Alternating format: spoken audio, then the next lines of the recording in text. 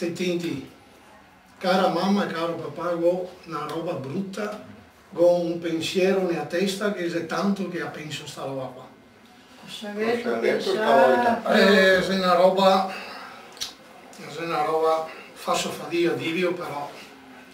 Cosa ti manca, figlio? Niente, non so che mi manca, mamma, però guarda che è dura stare qua con tutti sti fioi che abbiamo. Ma me ne mangia 8 e mangia anche quello di 9. Ho capito. Va bene?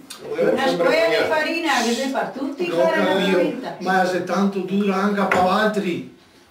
Beh, sì. Mica varia intenzione, varia una mezza idea. Sì. Col cuore in mano io dico, ho deciso che voglio andare in Germania, mamma. Giovanni? Sì, le cose che dice tuo figlio. Sì. Ma sì, ma cosa vuoi cosa fare hai in detto Germania? di? Ti te capisci? No, caro, no. Stiamo ben qua.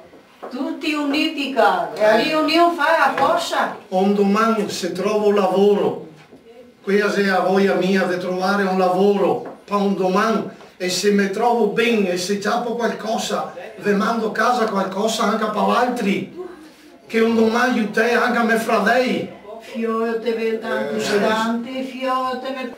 E tu capito, mamma, mica lì ha deciso di fare questo salto grande, mamma, cosa ha detto? Mi ha tornato. Cosa hai detto, Giovanni? Per me è un errore grande. Abbiamo da stare uniti ancora. È lei il più vecchio che ne dà una mano alla famiglia insieme con altri Abbiamo vecchiotti. che qua del lavoro, sì. Basta che ti dia buona volontà, figlio. Vedo che mi lavoro.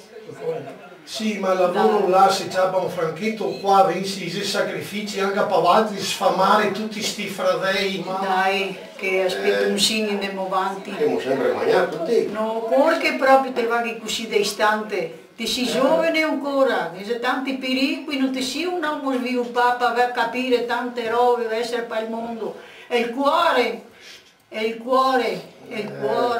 crepa, figlio.